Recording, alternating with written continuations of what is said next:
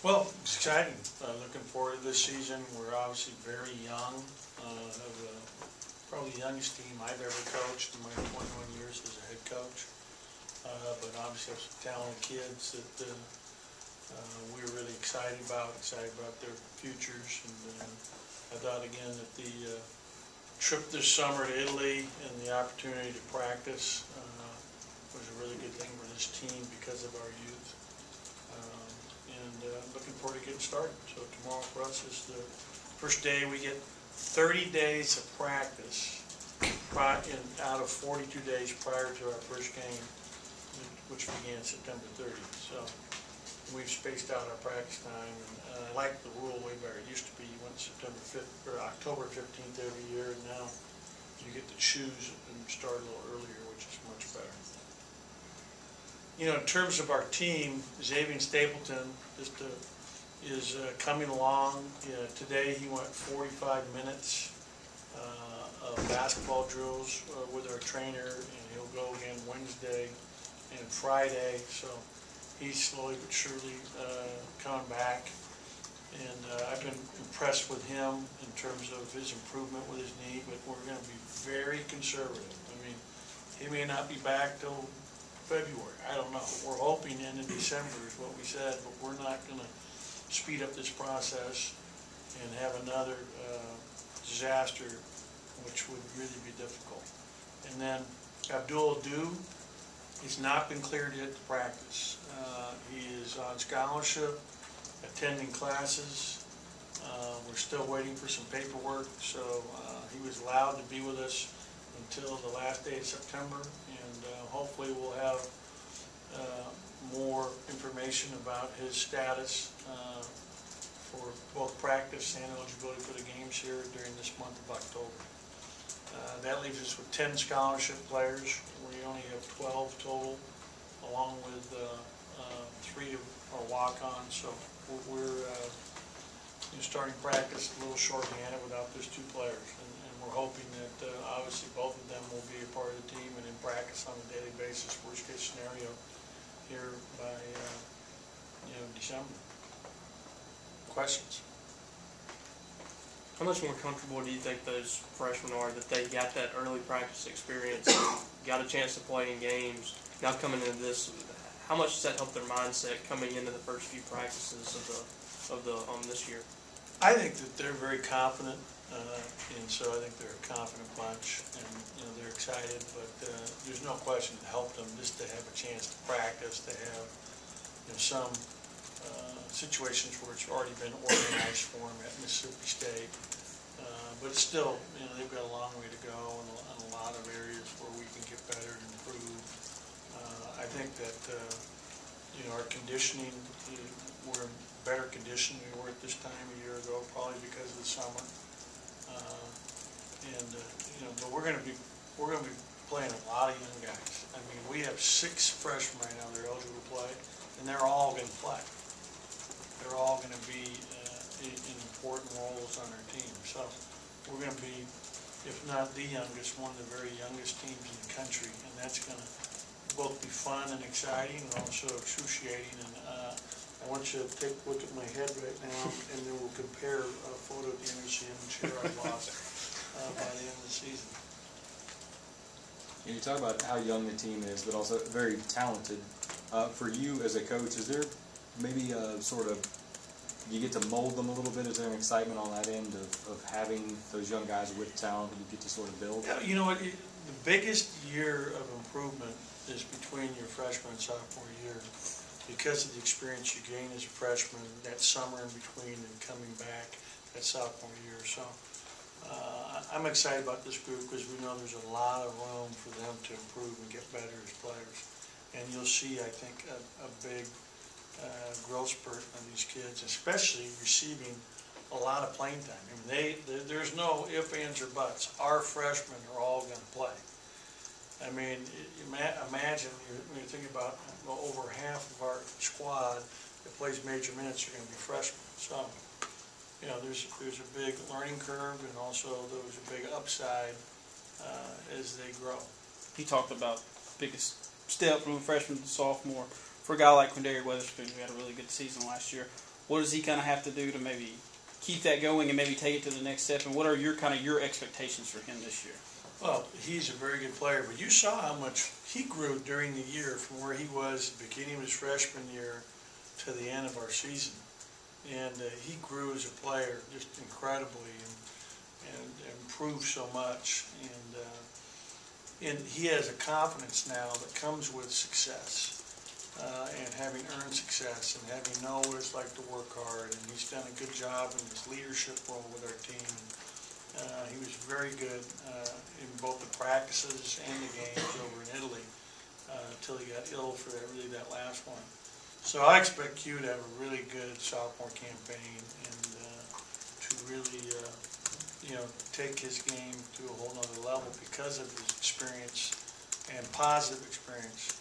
But he's got a lot of things he can get better at. He can be a more consistent player in many different areas, and I think he will. What is it that freshmen do that generates those gray hairs or whatever that you've been Oh, around? it's just learning things for the first time. It's just not knowing. It's just learning, really this summer, one of the things we didn't get to do is prepare for an opponent. We had zero information. So we weren't playing anything in a specific way, or we didn't have a scout report that, hey, he's a great shooter and we can't help off of him, or he's a non-shooter. I mean, learning all those things that go into preparing for a team from a defensive standpoint and an offensive standpoint.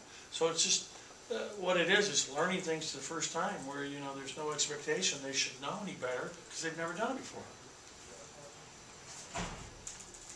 I asked Vic this question, and I'll ask you, being on successful teams, when do you know that the talent will lead to being something special? Is it before season, mid-season, during the season?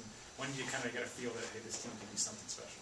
I've never thought about that, so I have to get back to you and give that some serious thought. But, for us, our biggest key, and this is not unlike most seasons for this team, is staying healthy. The guys we have right now stay healthy, and we're able to get Xavier back in the fold here, which is the plan by Christmas time. This team has a chance to be a good team, provided we work hard and deal with the adversity. There's always going to be adversity. We're going to have adversity, whether it's the adversity of losing a game, or we just don't want to have the adversity of anybody getting hurt and injured. You brought up Xavier a couple of times. I know he kind of came in when you came in as a transfer. What do you expect out of him as a player when he finally does get on the court? He's encountered a couple of knee injuries, and that can be kind of scary. What do you kind of expect him to provide? Well, I think he's a year away from really being back to himself because he hasn't played basketball now in 15 months. Mm-hmm. So he's really, when you think about how long he's been out, my expectations are very low for him right now. I'm just wanting to get back out there and be healthy. But what I know he can really do, based on how he played before he injured his knee, was shoot the ball. He's a good shooter, good, 19-foot-in shooter, good athlete, plays hard, tough, has some leadership qualities. So I'm excited about those things from him. And he gives you versatility because he can play multiple positions and guard multiple positions. When we talked to Tyson after the Europe trip, he was talking about how much Q was kind of a leader because he is, as a sophomore, is one of the more experienced players on this team. What kind of a leadership role do you want Q to take on? Well, we really want him to take a big leadership role. And, it hasn't naturally been his nature to be, a guy that is verbalizing everything and talking about it, but he's really done a good job of that. And really proud of how he's embraced that and done a great job being more of a verbal leader. And he always leads by example by how hard he plays and how tough he is. And, he's positive with his teammates. So, leading by example is something that comes naturally, But continue to be verbal and be outgoing that way, something that we continue to want him to do. You mentioned Xavier. Is everyone else okay and health-wise clear to go? IJ, we're going to play by ear from the standpoint that he's still overcoming his mono, but he may not. He's not 100% right now, but we're gonna watch him closely and say he does. But he's really improved a lot in that area here in the last few weeks. Joe Struggs, his shins may never be 100%. They're a lot better than they were before. I had a good talk with Eric today. I was like, a year ago, September 16th, Eric Holman had surgery and therefore missed the next 3.5, 4 months. So he's, way further along than he was a year ago at this time. But for the most part, the three guys you worry about in terms of this team are Zay, IJ, and Joe at this point. Coach, what Tyson was able to do for you in Italy, did it catch you by surprise at all? And do you think you'll be able to carry the experience he had there and continue to? Well, I think, like I was talking about earlier, there's going to be so many more people focused on his greatest strength, which is ability to put the ball in the basket. He's going to see a lot more teams focused on him and trying to stop him. So it's going to be interesting, for our offense to create. You want to create open shots for really good shooters. If we get Tyson Carter for an open shot, it's going in. I mean, he's not, and to answer your question about Italy, I was elated by how he shot the ball. Not only that, how he played. He has a real good game, good hesitation. He change of pace, rebounds the ball. He was our best defensive rebounder in Italy. So he does a lot of good things. And really excited about him and his future. I'll give you a heads up because you may not know. Do you remember your second youngest team? If this is the youngest, what was the second youngest in terms of freshmen? Oh, probably I would have to go back to, I'm guessing Northern Arizona, Okay. but I'm not positive of that. I've never had 7 freshmen on the team that are on scholarship, that I know. But it's kind of what we had to do. But that's a lot. Yeah. I mean, as a coach, are you excited, nervous? Because you don't know what 7 freshmen are going to do. What is the feelings going in knowing that you have 7 freshmen in there? Oh, I'm excited about that because we spent time together. I mean, I think, Mario wasn't able to go to Italy. And, the fact that he's eligible and ready to roll now, I think is a huge shot in the arm for this team. I'm really excited about this group of young guys, and I think we've got a great group of kids who are going to work real hard and represent. We keep talking about all the freshmen, and you have IJ Reddy, who I thought was a player that took a big leap last year. What do you expect to see from him in this season? Yeah, I thought IJ had a good summer for us going into Italy, and then we get over to the first game, and all of a sudden he's throwing up at midcourt at halftime, not even right before the half. Couldn't figure it out. Ends up, our team doctor who was with us, Dr. Mabry, right away on the spot. I think he's got mono.